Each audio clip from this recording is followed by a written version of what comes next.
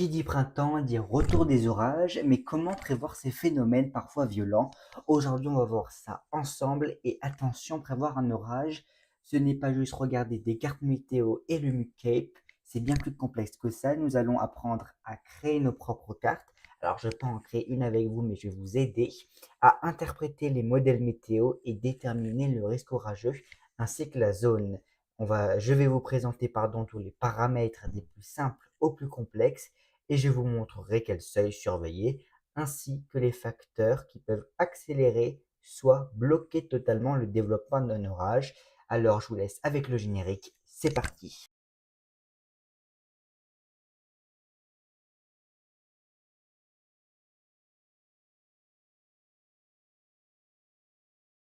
Alors avant de commencer, je voulais vous parler directement de mon échelle de risque d'orage. Alors ça change pas vraiment, il y a juste une chose que j'ai que les autres n'ont pas, que ce soit les autres chaînes ou même Kyronos.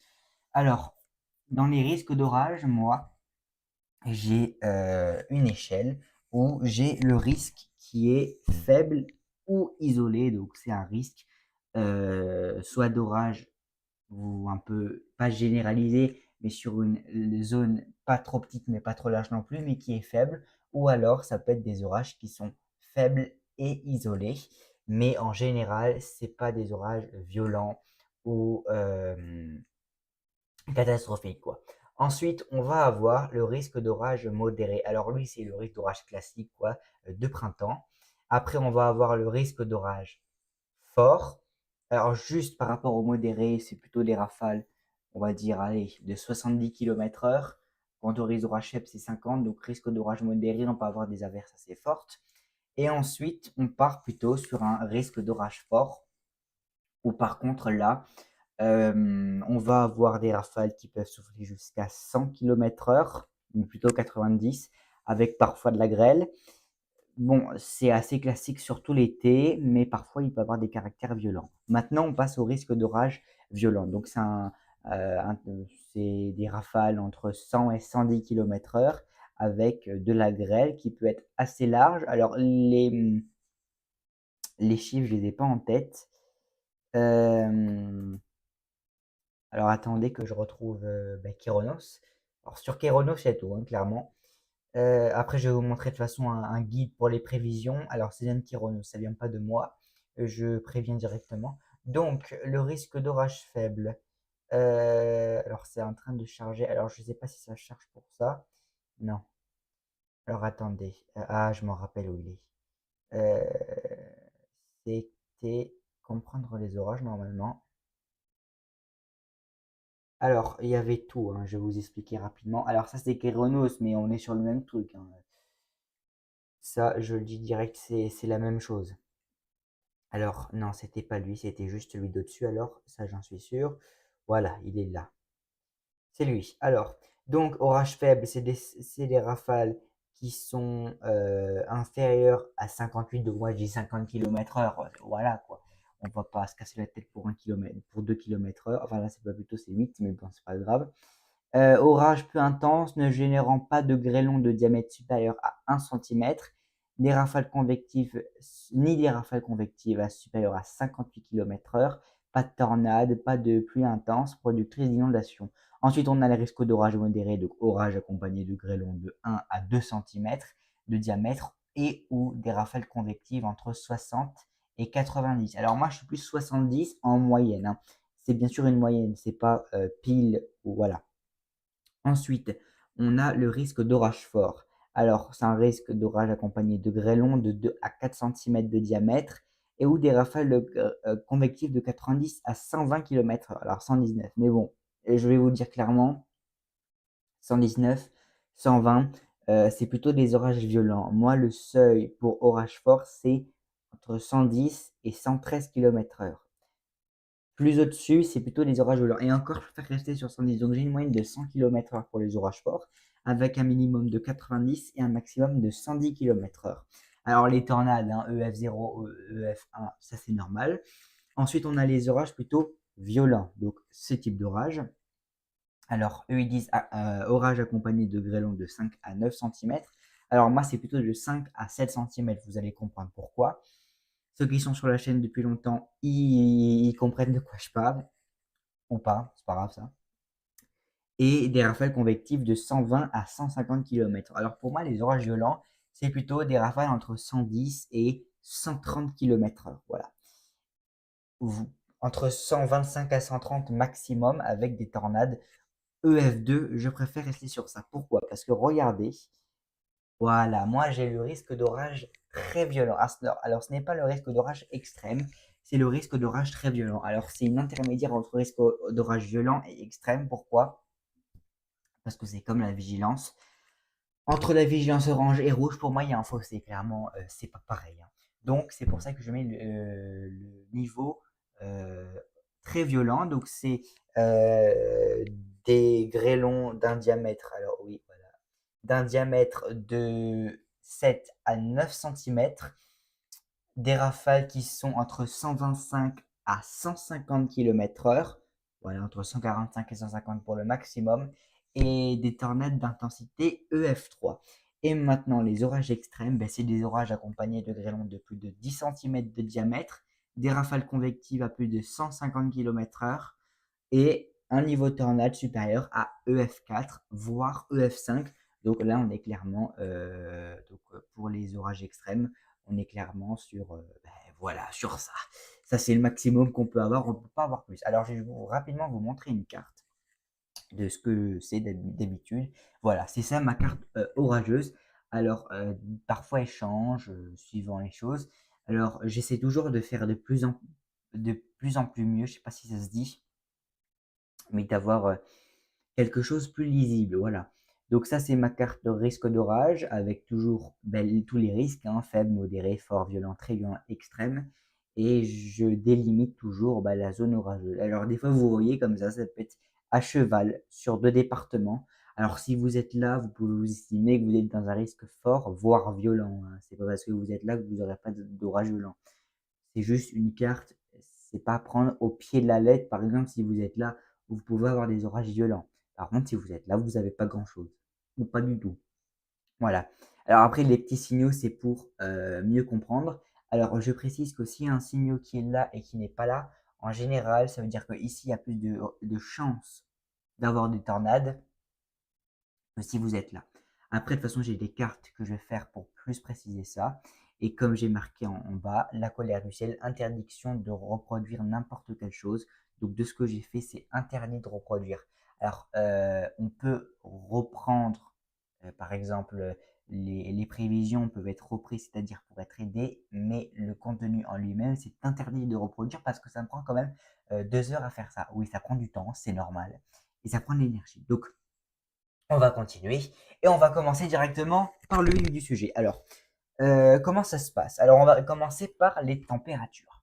Alors, aujourd'hui, ça va pas être un point météo, mais des explications pour prévoir les orages. Alors, les températures, eh bien, avec un monsieur Arôme, par exemple, aujourd'hui, on atteint jusqu'à 28 degrés dans l'ouest de la France, même des pointes à 30 degrés sur certaines zones. Alors, c'est de la chaleur, effectivement, ça peut être producteur d'orage, mais il n'y a pas que ça, hein. Là, on peut avoir des petites zones orageuses, comme vous voyez, mais je vais vous expliquer précisément comment on peut avoir des orages ou pas. Donc déjà, vous voyez que demain, eh ben, il peut y avoir des orages. Alors, je vais rapidement regarder la vigilance. On n'a pas d'orage. Et pour demain, on a, voilà, vous voyez un risque d'orage ici. Donc, comme dit, c'est lié au MUCAIP. Donc, je vais vous expliquer aussi comment on peut lire sur les cartes sans forcément qu'on comprenne le MUCAIP. Alors, on va commencer par les températures. Les températures, c'est un truc très basique. C'est quoi? Bah, en fait, c'est la température réelle à un endroit dans l'atmosphère. Donc là, c'est la température au sol ou à 2 mètres. Ça dépend. L'utilité, bah, c'est qu'elle influence l'instabilité de l'air. Plus il fait chaud, plus l'air peut monter rapidement et favoriser les orages. Par exemple, 25 degrés au sol, l'ascension est plus facile de l'air chaud et de l'air humide. Alors moi j'ai une échelle. Alors comment je vais vous le dire, il faut que vous le notez, hein. Faites une colonne avec donc une colonne où tout en haut de la colonne vous marquez faible, juste à droite une colonne où vous marquez modéré, encore à droite fort, ensuite à droite violent, ensuite à droite très violent et encore à droite extrême.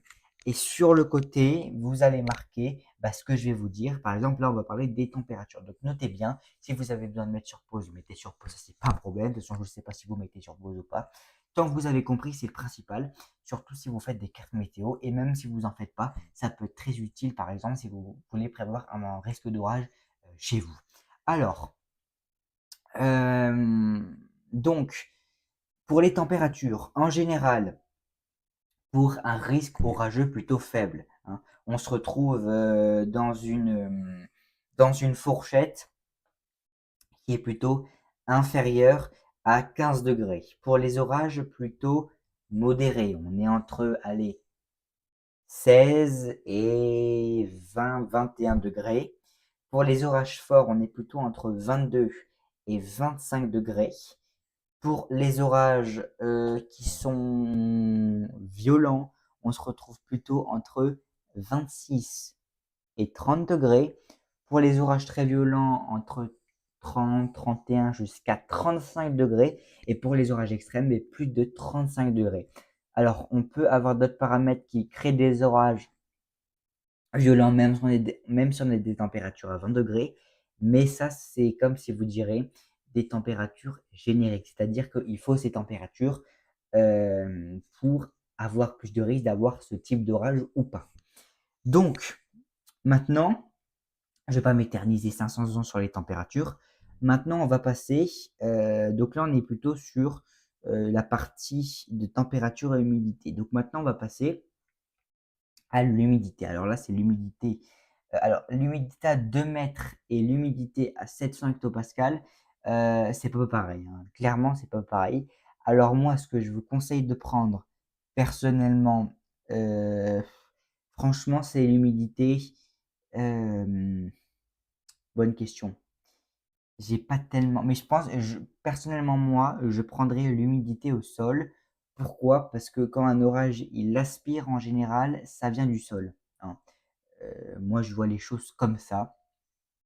Euh, alors, je vais juste revoir 2 secondes. Donc, ouais, c'est par rapport à l'humidité. Alors, c'est bon, j'ai. Alors, je vais vous dire, donc, pour prendre l'humidité, Hem, ça a pas le même rôle selon l'altitude. Voilà, ça va pas être pareil, c'est ce que j'allais dire. Donc si je prends entre 0 et 1 kilomètre, donc au sol pratiquement, donc voilà, c'est le carburant initial des orages. Plus l'air est humide au sol, l'air chaud peut monter et former des nuages plus facilement. Donc c'est pour ça que j'allais le prendre.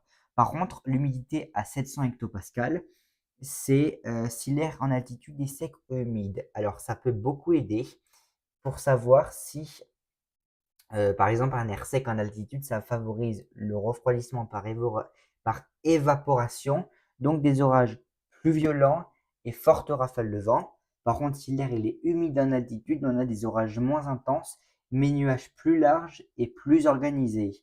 Donc, vous voyez, c'est pas pareil. Donc, moi, on va se concentrer d'abord sur l'humidité à 2 mètres aujourd'hui, parce qu'il y a des choses qu'on ne pourra pas tout voir aujourd'hui, parce qu'il y a des choses plus complexes que d'autres. Donc, l'humidité à 2 mètres, eh bien, qu'est-ce que c'est?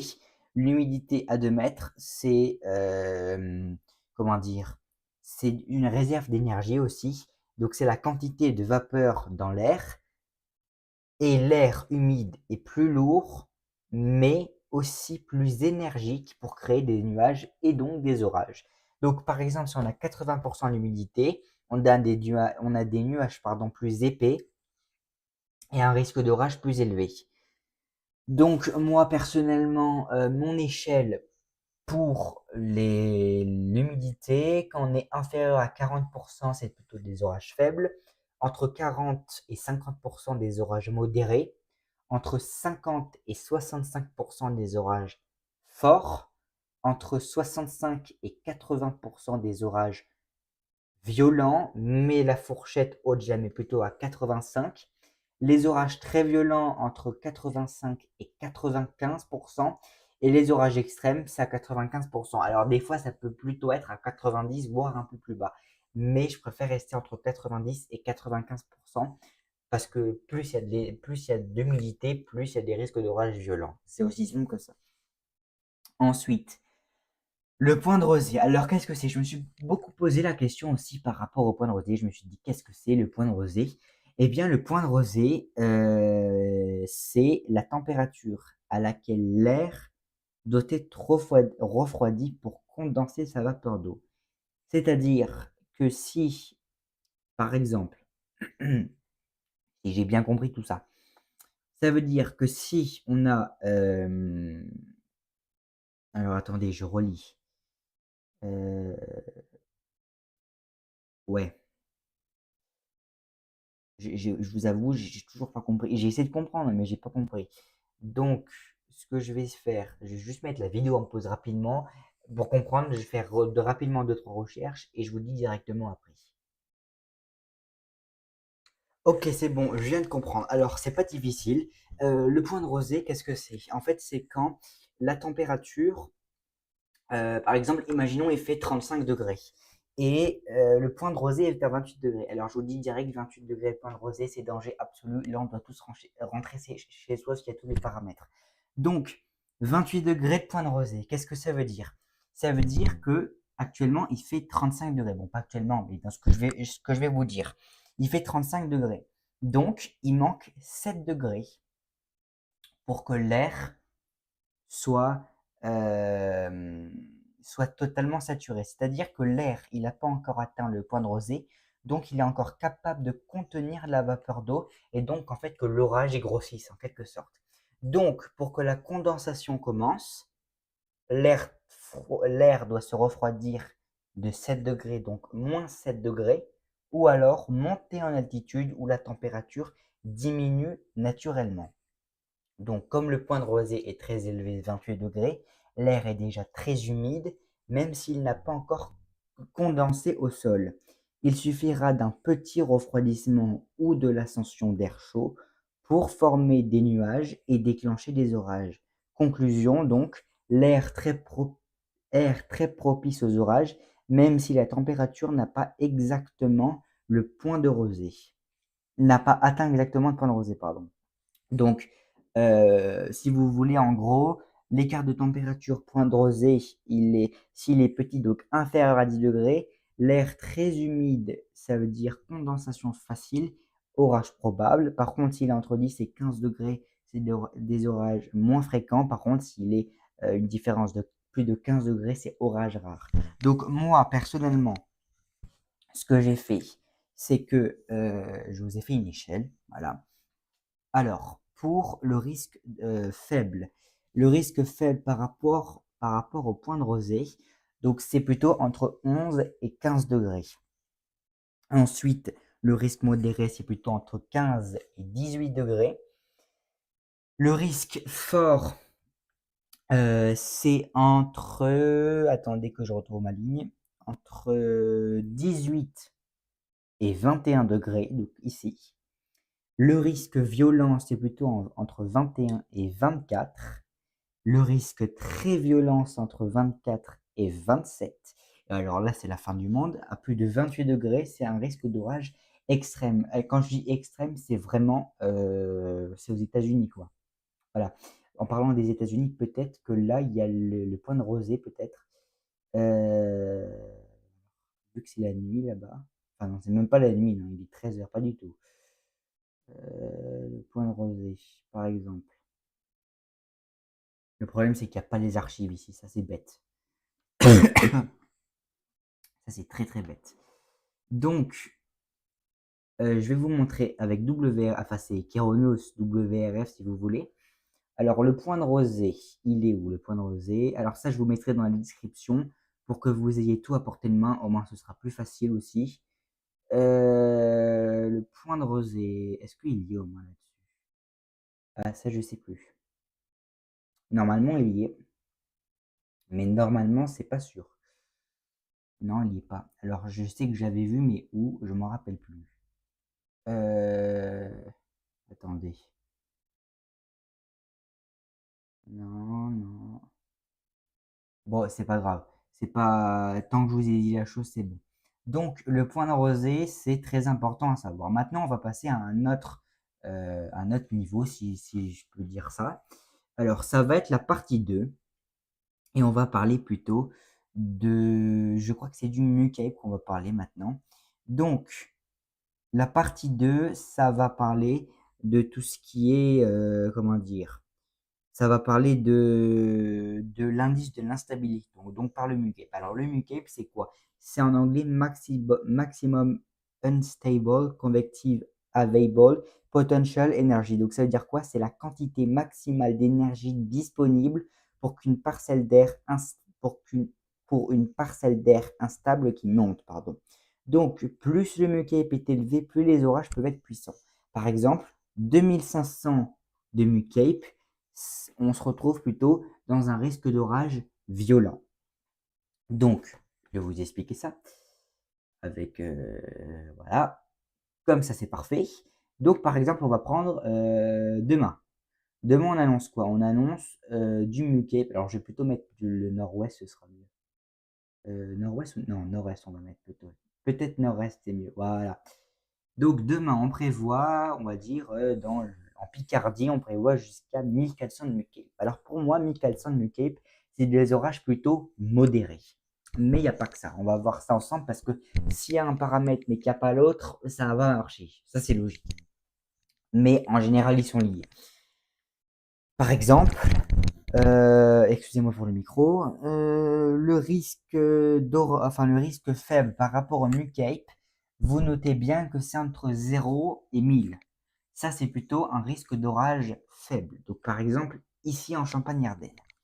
Par contre, le risque d'orage modéré, il est plutôt entre 1000 et 1500, donc plutôt dans les Hauts-de-France. Alors, on va prendre un truc très connu, très très très connu, qui est la date. Alors, attendez, peut-être là, il y a les archives, je sais pas. Mais ouais, attendez.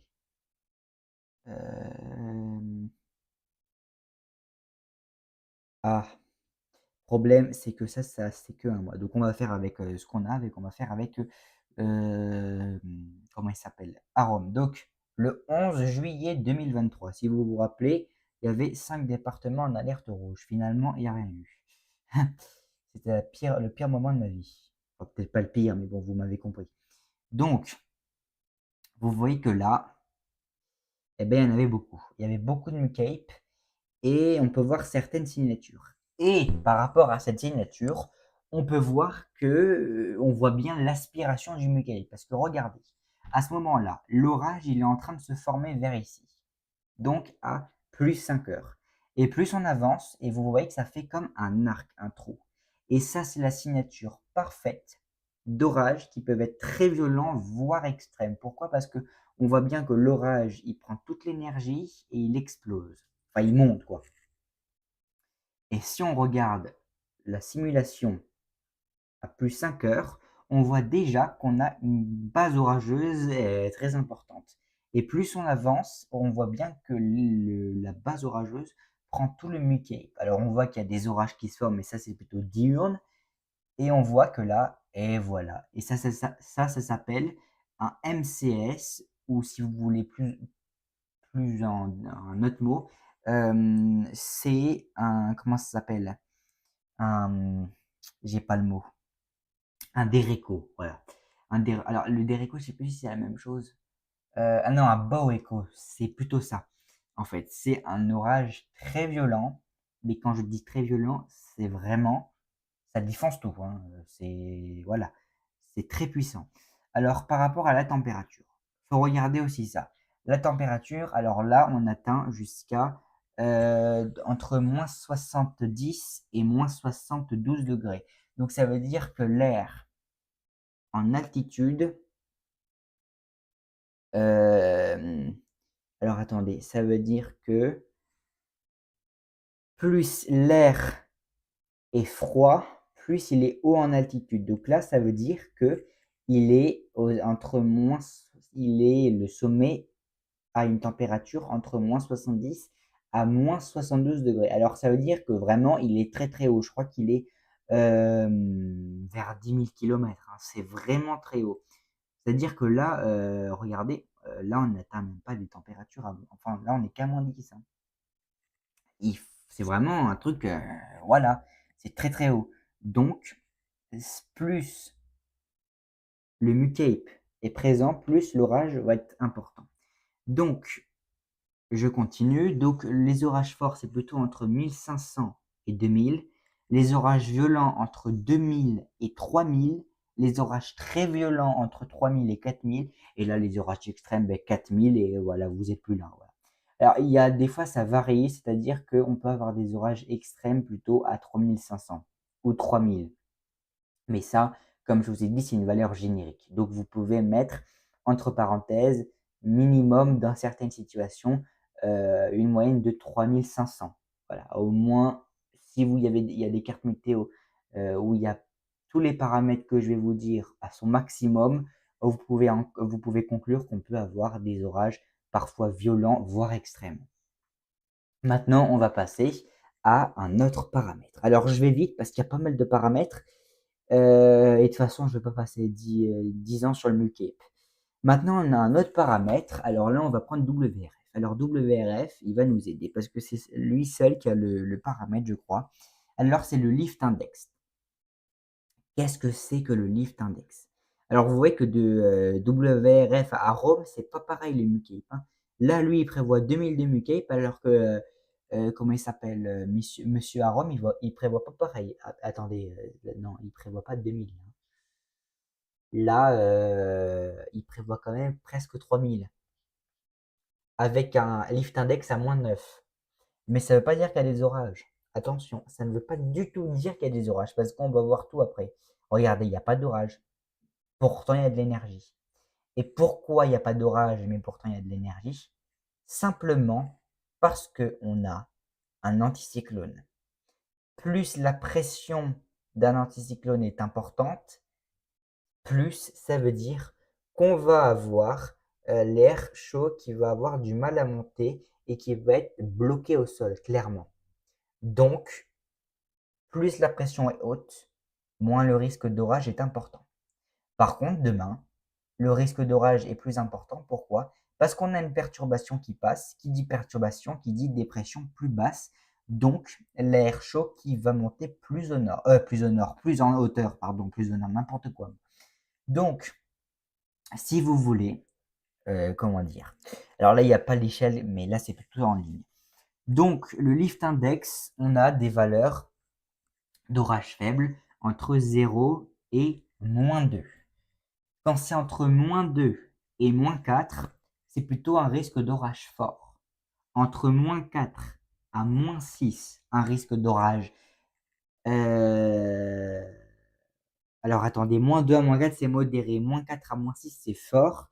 Et entre -6 à -8, c'est un risque d'orage qui est plutôt, comment dire, violent. Entre -6 à -10, c'est un risque d'orage très violent. Et inférieur à -10, c'est un risque d'orage extrême. Alors cet été, je me rappelle, on a atteint à un moment, je crois, -15 de lift index. C'est énorme. Alors ça, c'était les prévisions, parce que la vérité, je ne sais pas si on les atteint, mais c'est énorme. C'est vraiment apocalyptique le truc. Alors je ne sais plus quand c'était, mais si on avait eu toutes les conditions nécessaires sur le nord-est, parce que c'était sur le nord-est, si on avait eu toutes les conditions nécessaires, on aurait pu avoir des orages extrêmes, soit très violents en fait. Donc ça, c'est quelque chose à surveiller de très près. Alors, qu'est-ce que c'est le lift index? Parce que je ne vous ai pas expliqué. Le lift index, en fait, c'est quand la température d'une parcelle d'air qui monte à la température de l'air ambiant. Donc, ça indique la stabilité locale. Donc, plus le lift index est négatif, plus l'air est instable, donc des orages probables. Maintenant, on va passer à autre chose. Alors, cette chose, elle est beaucoup plus abstraite. C'est-à-dire que c'est pas concret, par exemple, comme le MUCAPE. C'est beaucoup plus abstrait. En fait, c'est des calculs. C'est pas vraiment quelque chose qui est présent, mais c'est plutôt des calculs. En fait, c'est plusieurs choses présentes, mais en soi, c'est pas réel. Ça s'appelle le θe à 850 hectopascales. Alors, pourquoi 850 hectopascales? Ne me posez pas la question, j'en ai aucune idée. Par contre, il y avait eu des orages cet été, mais je me rappelle plus s'il était dans le nord. Je ne sais pas si vous vous en rappelez, mais c'était des orages super forts, mais je ne sais plus quand c'était. Alors, attendez. Je vais juste mettre la vidéo en pause parce que je veux chercher. Bon, j'ai pas trouvé, c'est pas grave. On va pas s'inquiéter pour ça.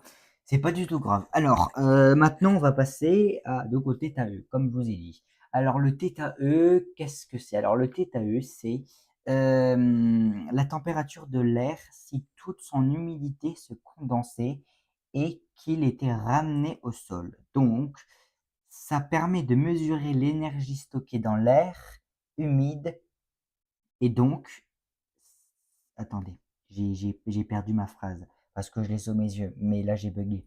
Donc l'utilité, c'est que ça permet de mesurer l'énergie stockée dans l'air humide et donc un potentiel orageux. Par exemple, si on a 30 degrés de θE, l'air contient beaucoup d'énergie pour les orages. Mais bon, c'est pas si simple que ça. Parce que le θE à 30 degrés, ça veut rien dire du tout. C'est très faible même. Alors ça peut être suffisant, mais c'est pas assez. C'est-à-dire que pour des orages qui sont plutôt faibles, on a un θE qui serait aux alentours, hein, c'est pas précis, c'est aux alentours enfin inférieur pardon à 30 degrés. 40 degrés, pardon, je me trompe même moi. Pour les orages faibles, c'est plutôt entre 40 et 50 degrés. Alors, raison de plus, je vais vous prouver ça parce que, alors, je vais pas vous prouver ça, mais c'est parce que je l'ai récupéré là-dedans.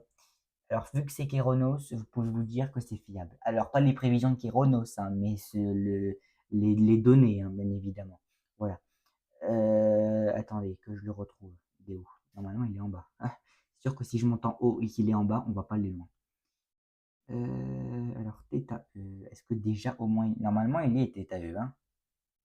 Bah, tu vas me dire qu'il y est pas. θE, non, il y est pas. Mais θE, je sais que je l'avais chopé quelque part, mais je sais plus où, mais c'était fiable. Donc le θE, entre 40 et 50, c'est plutôt modéré. Entre 50 et 55, c'est fort. Entre 55 et 60, c'est violent. Entre 60 et 65, c'est très violent. Et à plus de 65, bah, enfin là, il n'y a plus personne, hein. Non, mais plus de 65, c'est vraiment un truc extrême. Alors l'été, on atteint largement les 65, hein. Si vous regardez ça, voilà, tac, on va prendre juillet en classique, hein. On n'a même pas besoin d'être. Alors c'est sûr que si je prends 2026 à Rome, non, on va pas abuser quand même. θE, voilà. θE, regardez le θE. Alors là, peut-être c'était un jour où il y avait moins de θE, ah bah, comme par hasard. Voilà, attendez, il arrive. Alors je vais plutôt prendre 2023, hein. On va prendre le 11. C'est ma date favorite maintenant. Ah, clairement. Regardez, là le θE, là il pétait tout, hein. Là le θE, regardez. L'orage il commence ici. Le θE en général était à 64. C'est énorme, 64. Alors, l'été, en général, on a ça. Mais ça veut pas, c'est pas, c'est classique, mais s'il y a tous les éléments, c'est plus classique. C'est catastrophique. Donc, marquez bien ce que je vous ai dit.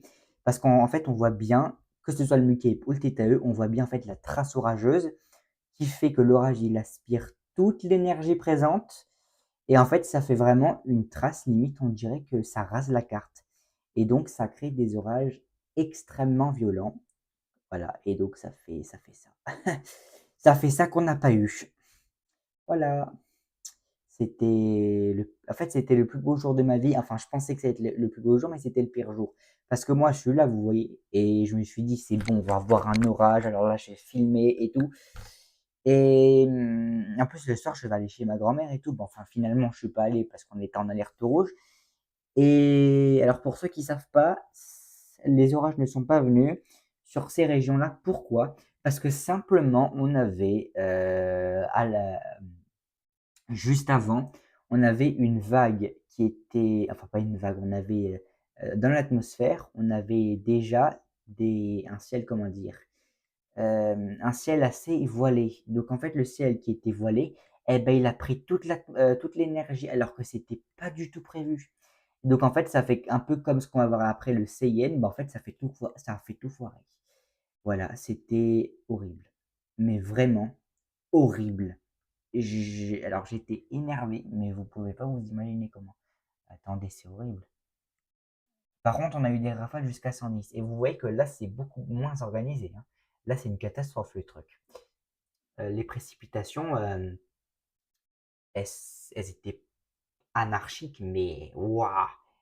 Alors, c'est plus organisé que ce qui s'est passé vraiment, parce que dans la réalité, ça aurait dû donner, voilà, ça aurait dû donner ça, un orage en arc. Voilà. Donc, on va passer maintenant au θW. Alors, c'est la même chose que le θE, que c'est, comment dire, c'est, oh, j'ai pas le mot. Je vais y arriver ou pas? Je sais pas. C'est abstrait, voilà, c'est abstrait. Donc, le θW, eh bien, qu'est-ce que c'est que le θW? Ben, c'est pas difficile, hein. Le θW, c'est un truc très simple.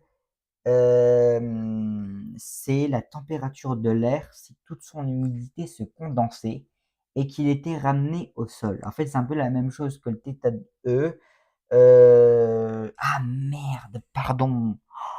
J'ai inversé le θE et le θ. Oh là là là là, en fait, pardon. Le θE, c'est la température qui combine la chaleur et l'humidité. Donc, comme je vous ai dit avant, plus le θE est élevé, plus l'humidité est instable, plus l'air est instable et propice aux orages. Et le θW, c'est la température de l'air si toute son humidité se condensait et qu'il était ramené au sol. Donc, ça veut dire que bah, c'est la mesure de l'énergie stockée dans l'air humide, donc pour donner le potentiel orageux. C'est-à-dire que par rapport à l'échelle, je suis désolé, j'ai complètement inversé, je sais pas, ça m'arrive beaucoup ça.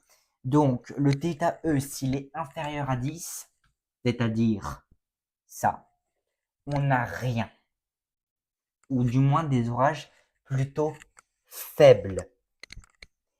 Par contre, si le θW, il est entre 10 et 15, on a un risque d'orage plutôt modéré. Donc, par exemple, ici, dans le centre-est. Par contre, s'il est entre 15 et 20, là, on est plutôt sur un risque fort. Entre 20 à 25, alors c'est rare, mais c'est plutôt l'été, ça vraiment. Entre 20 à 25, c'est plutôt violent. Entre 25 à 30, c'est très violent. Et bah là, plus de 30, bah c'est extrême. Alors, plus de 30, j'ai jamais vu ça, hein. Personnellement, moi, plus de 30, je n'ai jamais vu ça. De toute ma vie, hein, non, j'ai pas vu ça. Je sais pas si ça a déjà existé. Bah, je pense que oui, mais bon, je sais pas quand et où. Mais déjà, quand on a 24 de θW, c'est pas mal, hein. Ça, je peux vous le dire. C'est vraiment pas mal.